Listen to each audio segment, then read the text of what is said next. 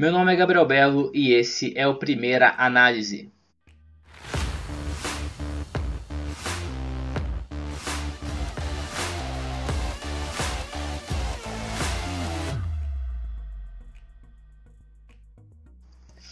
Bem, hoje o Chelsea entrou em campo com o mesmo esquema tático do jogo contra o United, aquele 3-4-3, que eu acho até interessante, eu acho que combina com esse elenco, então nesse sentido, sem grandes reclamações.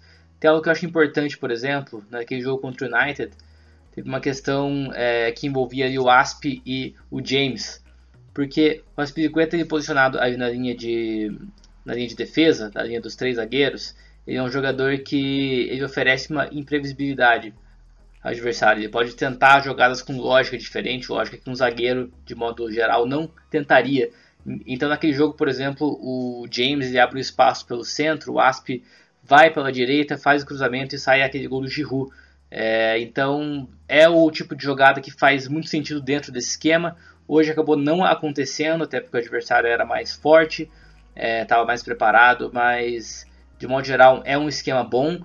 Tirando que o Mount, por exemplo, ele não rende tão bem na ponta, mas aí é uma questão um pouco mais profunda, porque o Pulisic não podia começar jogando. Tem que ver também se o Mount poderia começar jogando no meio, ao lado do Kovacic, por exemplo.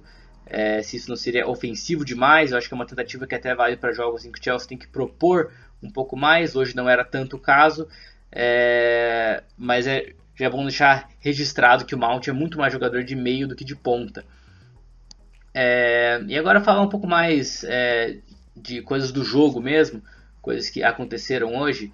Primeiro, o Kepa. O Kepa ele é um goleiro que foi contratado a nível de estrela mundial, a gente sabe disso, e ele tem um grande valor que foi depositado nele. Ele é um jogador que estava entre os mais visados do mercado na época. Hoje ele ainda é um goleiro que é considerado de elite, mas ele tem feito coisas que não são considerados de goleiro de elite. Todo gol para ele parece que é um gol inevitável, parece que ele não consegue fazer algo além do que outro goleiro faria, mas na verdade boa parte dos gols dele são evitáveis. São gols que um goleiro com esse nível de investimento, com esse nível de expectativa, provavelmente conseguiria evitar ou pelo menos fazer algo melhor. E o Kepa ele tem tomado muitos gols parecidos, gol de fora da área toda hora. Na falta do Alexander-Arnold hoje, ele, claro que é uma falta muito bem batida, mas ele é uma falta distante também, então ele poderia ter feito algo um pouco melhor, poderia ter se mexido, ter ido em busca da bola. Era até um pouco previsível que a cobrança seria daquela forma, se fosse boa, né? E ela foi muito boa. Então, o Kepa há tempos ele não convence, e um goleiro de um nível mais alto possivelmente evitaria gols que ele não tem evitado. Falar um pouco do Liverpool também, é importante citar o Alexander-Arnold, eu já falei dele, mas tem aquele gol do Firmino que ele faz um arco, aquele cruzamento maravilhoso. É um lance muito difícil de você parar, é um lance muito raro, é um lance de um jogador raro. Claro que a defesa não deu o seu melhor ali, mas ele é um jogador muito diferenciado, e o time do Liverpool tem jogadores assim, e quando eles resolvem fazer um grande jogo fica um pouco complicado evitar certas ações. Então, até de certa forma, é um pouco difícil criticar jogadores do Chelsea nesse sentido, embora, claro, sempre dá para fazer algo um pouco melhor do que foi feito ali, né? Duas coisas que funcionaram bem no Chelsea foram as laterais nesse esquema. O Alonso ele é um jogador que ofensivamente é muito bom. O primeiro gol do Chelsea sai muito por conta do posicionamento e da força dele ali na jogada, daquele jogo direto. Ele dá a bola para o Willian finaliza e o Alisson defende, depois sai o gol do Giroud. O James fez um jogo muito à vontade, ele teve algumas jogadas muito boas, teve um cruzamento específico para o Pulisic, que é um cruzamento nível Alexander-Arnold.